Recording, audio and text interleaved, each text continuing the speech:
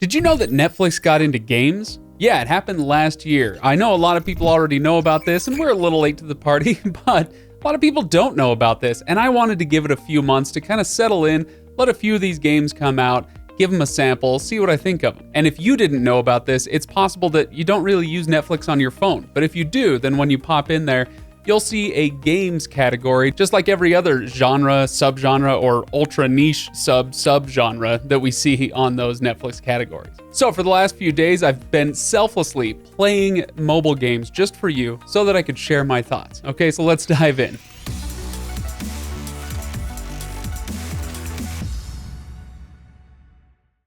Thanks for joining me today, everybody. Don't forget to like and subscribe if you enjoyed this video or if it's helpful to you. And join me on Fridays at 2 p.m. Eastern for the live streams we do right here on this channel. Okay, let's talk about Netflix games. This is something, like I said, that Netflix rolled out a few months ago. It was kind of late last year. They rolled it out for both iOS and Android mobile devices. So this is mobile games. It's not really available on your TV. There are a few exceptions. They are doing some more interactive stuff on TV, like with a daily trivia game, that sort of thing. But for the most part, yeah, this is on mobile. To get there, you just pop into your Netflix app.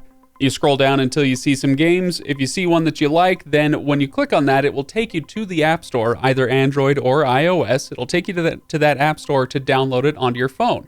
So this is not something where the games are being played through the Netflix app, with the exception of the trivia one. So if this isn't going through Netflix, if these games are just being downloaded straight to your phone for you to play, what's the point of it? It kind of seems like, yeah, it might be pointless. You can already get an infinite number of mobile games on your phone already. Who cares about Netflix games?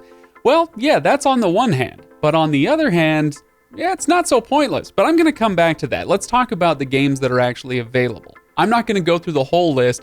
There's 18 games available as of the time I'm recording right now, and I've tried, 7 of them, I think. And from what I've seen so far, this is all really familiar. None of these games are going to be brand new to you. Okay, the titles might be, but the style of game won't. We've got Teeter, that's kind of a puzzle reflex game. Dungeon Dwarves, I don't even know how to classify that thing, but I didn't like it. Then there's Knittens, get it? Haha. Yeah, it's basically a Candy Crush clone. There's Shatter Remastered. So Shatter is about a decade-old brick breaker game, but it has been remastered now for Netflix exclusively. Crispy Street is kind of a Where's Waldo type of a puzzle game. There's Asphalt Extreme. This is the Netflix version of an extremely popular mobile game series. And then Into the Dead is the latest one that they just came out with this month. This is a zombie rail shooter. And like I said, there's about a dozen more where that came from. But from what I was able to sample, this really does run the gamut from really young users all the way up to mature users. The zombie game in particular, pretty violent. Obviously, it's a zombie game. They even go with the coarse language, that sort of thing. So yeah, they do seem to be trying to appeal to a wide age range. That being said, it's interesting that when you log into one of these games, it'll ask you which profile you're playing through, which Netflix profile. But kids' profiles are not able to play these mobile games. I do hope that they change that at some point because, yeah, I get it. I don't want my kids playing the zombie shooter either. But I do want them to be able to play that Where's Waldo thing. What was it called? Crispy Street. Yeah. But hey, I guess I'd have to hand them my phone anyway. Might as well use my profile as well. But it would be nice if I could hand my kid an iPad or something and he could go to these Netflix games and not have the option to play the adult versions, but just have the option to play the younger ones. I don't know. It just seems odd, the lack of parental controls, or perhaps the overbearing version of parental controls.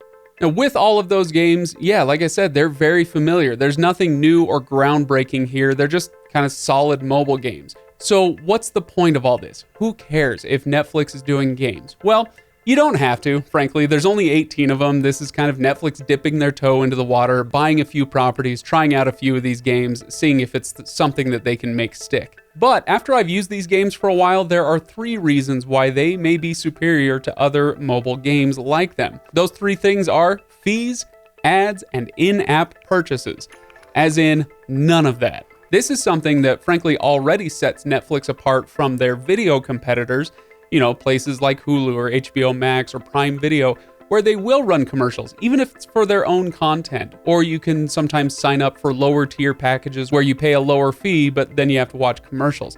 Netflix has steadfastly opposed that sort of setup. And that's carried over to the games here as well. So there's no fees, no extra fees for you to use it. As long as you're a Netflix subscriber, you get access to these games. And once you're in them, you're not going to see any ads, and there's no opportunity for in-app purchases. So no pay-to-play type things. And I remember hearing about that when the games first started coming out, but I'd forgotten about it. Honestly, by the time I came around to do this video, I downloaded the games, I started playing them, and I had forgotten that they were touting the no ads experience.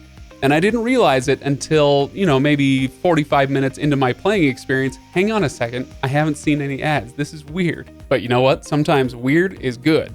So are Netflix games going to replace other sources of video games? No, it's not going to replace your PlayStation. It's not going to replace your PC.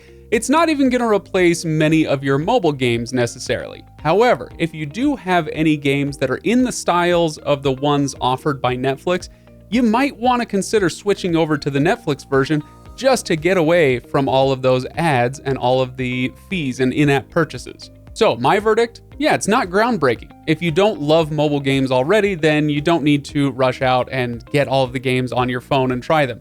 However, if you do enjoy mobile games, if you have a few on your phone that match the descriptions of some of the games on Netflix's menu, then yeah, consider switching. It really is worth your time to at least look at. So why is Netflix doing all this? Well, it's all just about making your subscription a little bit stickier. So if you already have a Netflix subscription, you might enjoy these games enough that, I won't cancel it this month because I like playing those mobile games. Or it might be about making subscriptions a little bit stickier for those who are mooching off of others' plans. We talked in a recent live stream about Netflix starting to look into cracking down on password sharing. If they do, Netflix games might be a way to take some of that younger audience who is still on their parents' or their friends' accounts and get them to say, maybe I will get my own Netflix subscription. Anyway, let me know what you think about all this. Hit the comments below. Let me know if you've played these games and what your thoughts on them are, or if you haven't played them and if you have any interest in doing so. Hit those comments, give this video a like if you enjoyed it, and don't forget to come by for those live streams. Like I said, we talk about some pretty interesting stuff sometimes, like Netflix cracking down on password sharing. All right, anyway, I'll see you there.